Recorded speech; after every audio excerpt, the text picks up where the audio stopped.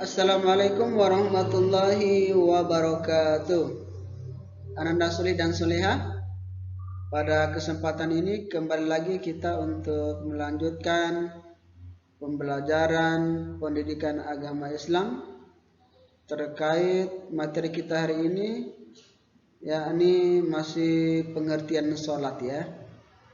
Sehingga Ananda sekalian, mari kita perhatikan bahwa semua yang kita minta, semua yang kita cari dalam kehidupan ini, itu hanya milik Allah Subhanahu wa Ta'ala. Oleh karena itu, sebelum kita memulai pembelajaran kita pada kesempatan ini, Ustadz mengajak Anda sekalian untuk mari kita bersama-sama berdoa pada Allah Subhanahu wa Ta'ala. A'udzu billahi minasy syaithanir rajim. Bismillahirrahmanirrahim. Raditu billahi rabban wa bil islami dina wa bi Muhammadin nabiyyan wa rasula. Rabbi zidni ilman warzuqni fahman. Amin. Baik anak-anak sekalian, kita lihat bahwa di setiap kehidupan kita, tentu kita menyadari bahwa kehidupan kita di dunia ini, Allah menyuruh kita untuk senantiasa beribadah pada Allah Subhanahu wa Ta'ala. Oleh karena itu hari ini kita masih belajar tentang pengertian sholat. Di setiap kehidupan kita tentu kita tidak lupa berdoa pada Allah Subhanahu wa Ta'ala. Oleh karena itu yang kita lihat adalah sholat artinya doa. Jadi sholat itu adalah doa. Kita sholat berarti kita sedang berdoa kepada Allah Subhanahu wa Ta'ala. Terus apa itu artinya doa? Doa adalah memohon sesuatu kepada Allah Subhanahu wa Ta'ala. Tentunya memohon sesuatu yang bersifat positif, sesuai apa yang kita butuhkan. Jadi ketika kita minta sesuatu kemudian Allah tidak mengabulkan, berarti Allah bukan tidak mengabulkan apa yang kita minta, apa yang kita inginkan, tapi Allah lebih tahu apa yang kita butuhkan.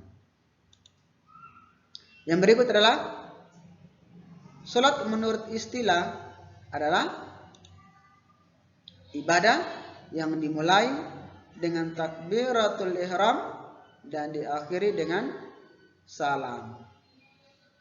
Jadi sholat menurut istilah itu ibadah yang dimulai dengan takbiratul ihram dan diakhiri dengan salam. Ya.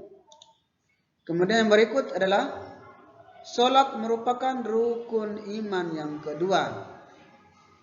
Keimanan itu yang kemudian tidak bisa kita lupakan, karena itu persoalan keyakinan atau kepercayaan ya. Yang berikut adalah sholat adalah tiangnya agama. Jadi kalau kita bangun rumah harus punya tiang. Agar apa? Agar mengkokohkan semua rangkaian dari dinding bahkan sampai ke atap. Kita tidak bisa bayangkan kalau membuat rumah tanpa tiang, tentu tidak akan jadi-jadi ya. Begitu juga dengan sholat. Kalau kita mendirikan sholat, kita telah mengkokohkan agama kita. Tapi kalau kita telah tidak lagi sholat, maka kita telah menghancurkan agama kita sendiri. Selanjutnya adalah sholat adalah ibadah yang paling utama. Ibadah yang paling utama. Kenapa? Karena semua amalan yang kita lakukan di hari kemudian, yang pertama kali dihisab adalah ibadah. Sholatnya. Kalau baik sholatnya, amalan yang lain pasti akan ikut baik. Tapi kalau sholatnya buruk, maka semua amalan akan ikut buruk. Jadi amalan bagaimana tergantung pada ibadah atau sholat itu sendiri, ya. Jadi tidak ada lagi alasan untuk meninggalkan sholat kecuali ada unsur syar'inya bagi perempuan. Kalau laki-laki tidak ada unsur syar'i, harus wajib melakukannya. Kalau tidak bisa berdiri, pakai duduk. Kalau tidak bisa duduk, pakai berbaring. Kalau tidak bisa berbaring, pakai isyarat. Kalau tidak pakai isyarat, ya selesai, tinggal mau disolatkan, ya. Segitu perintah ibadah sholat 5 waktu. Selanjutnya adalah sebagai seorang muslim tentu wajib melakukan ibadah sholat 5 waktu. Jadi tidak boleh bisa dikurangi. Kalau 5 ya 5 dikerjakan. Tidak boleh cuma kerja 3, tidak boleh cuma kerja 2. 5-5-nya harus dikerjakan. Dari duhur, asar, maghrib, isya, dan subuh, ya. Berikut adalah sholat wajib, disebut juga sholat fardu. Wajib, fardu sama aja, ya. Oke, selanjutnya adalah sholat fardu ada 5 bagian, ya. Yang pertama kita lihat ada sholat namanya sholat duhur.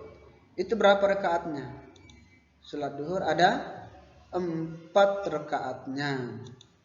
Kemudian ada sholat asar. Sholat asar ada 4 juga rakaatnya. Sholat maghrib ada berapa rakaatnya?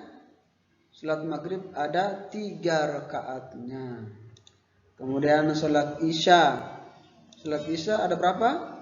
Ada 4 rakaatnya. Kemudian sholat subuh cuman 2 rakaat, ya. Itu sholat fardu atau sholat wajib yang sering kita lakukan tiap hari, ya.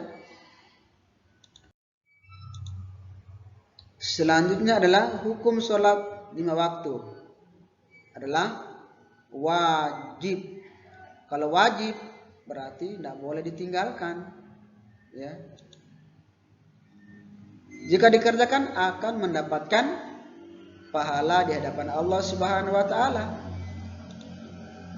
Jika ditinggalkan atau tidak dikerjakan akan mendapatkan dosa, ya.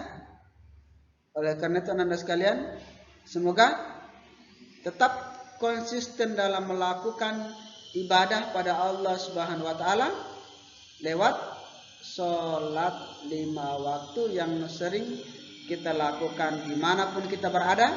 Ketika datang waktu untuk melakukan sholat, maka kita akan melakukan ibadah sholat 5 waktu, ya. Oke, cukup sekian dan terima kasih. Oleh karena itu mari kita bersama-sama menutup pembelajaran kita pada kesempatan ini dengan bersama-sama membaca doa kafaratul majelis. Subhanakallahumma wa bihamdika asyhadu an la ilaha illa anta astaghfiruka wa atubu ilaik. Wassalamualaikum warahmatullahi wabarakatuh.